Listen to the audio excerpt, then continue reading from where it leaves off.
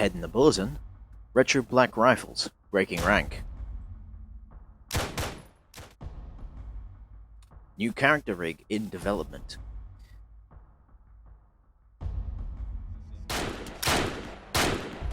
And the Patreon-backed server is now up at last. But first with the leading story. The G36 rifles. The G36 is the primary focus at the moment. I'm pretty happy to say that I'm about 75% done with the low poly meshes, which, considering I had a full 40-day block where I was basically unable to work on them due to illness and other real-world impediments, I'm feeling pretty good about.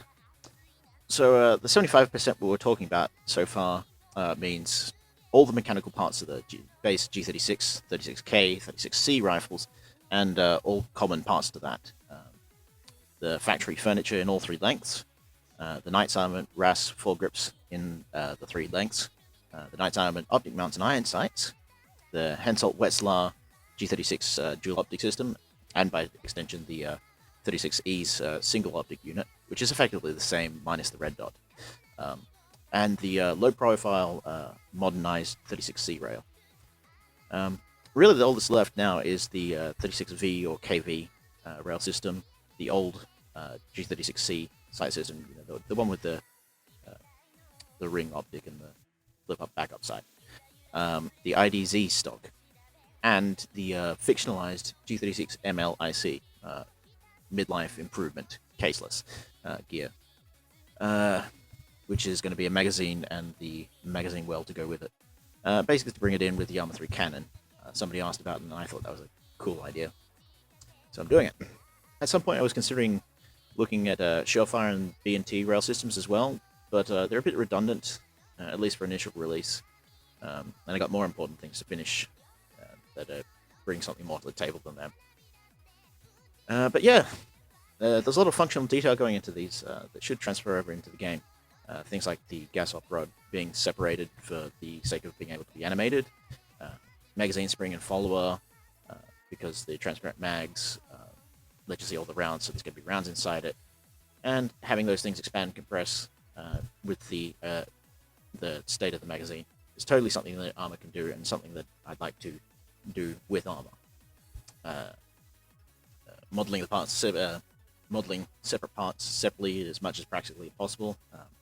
The G36 is actually a hugely modular weapon system with a lot of untapped potential in this regard.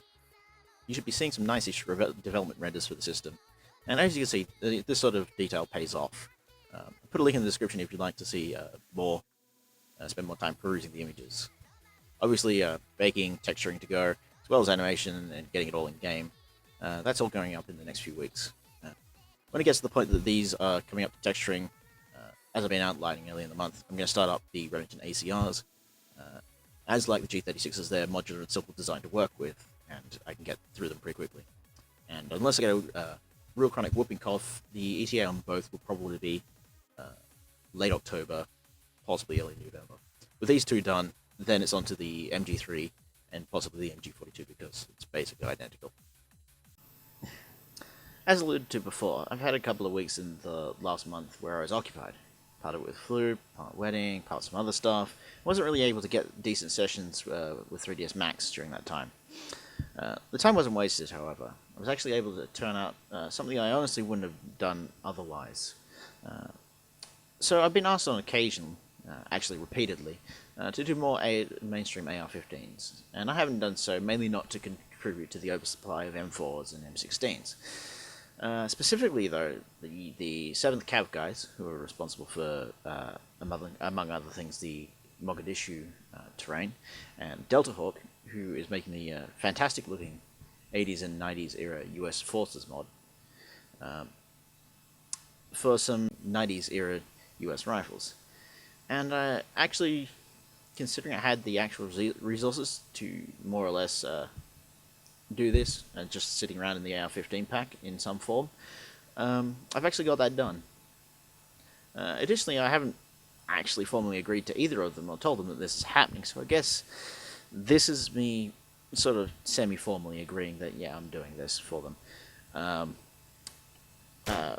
What you're seeing in video here is about all the footage I've got of it so far, and this is it basically it so far. It's M16A2 and an M16A2 with an M203. What extra gear might go in as well, I'm not 100% finalized on, but there will be at least a properly dated Model 727 carbine and 727 with an M203, most notably probably G1 stock, and probably an M16A1 and XM177E2. Alright, so anybody who's went through my long tail of videos going back years, or has followed me for years, would know that like really early in the A3 beta I was working on a character rig for Arma 3.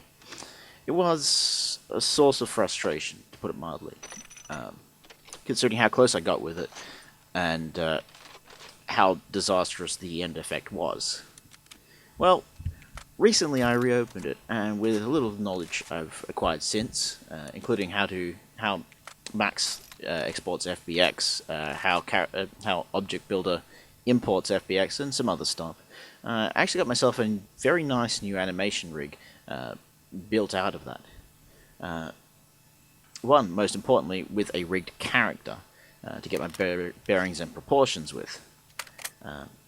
I've really only just got it out of the phase of being able to toy with it, but it's promising, and it is so much more efficient. My plan, once I'm fully satisfied with it, clean up paths and some of the rigging, and I'll dish it up as open as the last rig was, obviously only better. I also want to use it to redo some of the animations in my packs that I'm not quite satisfied with. I'll leave it to your imaginations as which at the moment, but suffice to say that there will be changes ahead in that regard.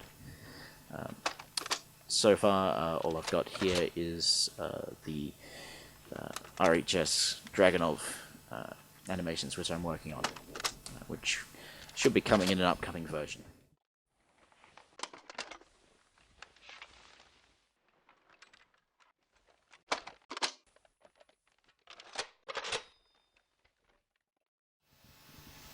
Right, next up, status on the one of the two big things on the last Patreon milestone promised: vehicles. So I've sort of got a working idea of the order of things I'm going to be tackling here, and it basically goes small to large, really. First thing I plan to do is a 1986 Honda Today G, complete with its Motocomp scooter in the boot. Why? Because they're simplistic shapes, which gives me something simple to import into game, so I can focus on the harder config side of things. And secondly, because of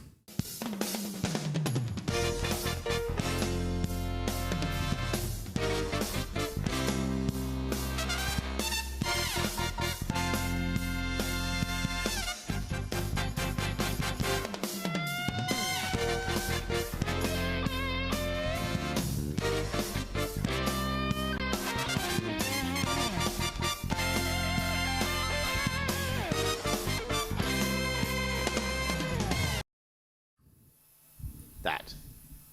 Yeah, fight me at IRL. After that, I've got a specific. After that, I've had a specific request for the Weissel 2 Tankette platform, which I think would be fun to make and to play with. A Tankette is basically a tiny tank, which makes it fun for like section maneuvers, if you know what I mean. And then I'm moving on to real vehicles. Land Rover Defender, Wolf, WMIC, Land Rover Parenti 6x6, that sort of thing. Then the Toyota Hilux flatbeds, GMC Yukon. I'm going to cap it off for the moment with the BA Phalanx MRAP. I want to make it clear now that vehicles are a bigger time sink than small arms. They're more complex visually, more complex to configure and implement, and generally just magnitude larger projects to get done. So at most you could probably expect one of these a quarter in between everything else. My plan is to start the production lineup in December.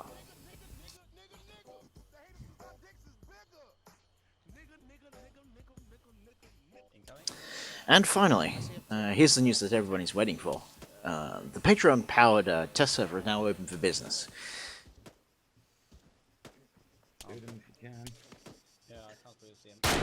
Yes, sir. After a week of sorting out dependency conflicts and odd glitches that are related, we have a stable 24/7 uptime server, which is as much a place to hang out with the Patreon bros as it is a place I can use to live test content.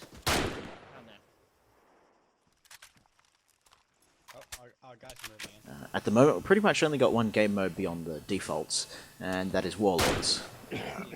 But that should give us plenty of opportunity to mess with content in appropriate ways. If you'd like to see other missions and whatnot on there, give me a bell. I'll see what I can do to accommodate that. He was there. I swear. Swear on me, Mum. Oh, he may have gone behind rocks. On the screen, details for the server, as well as the URL for the mod repo. You will need to download that and run that to get into the server, as well as the latest RHS and Task Force Radio. The server mods will update semi-frequently, obviously because it's a test server. So be sure to run the updater maybe once every fortnight or so, just to stay on top of things. We have medic gear, but medics and there was stuff on there that generally not released yet, so that you can expect bugs and things. Aside from that, have at it.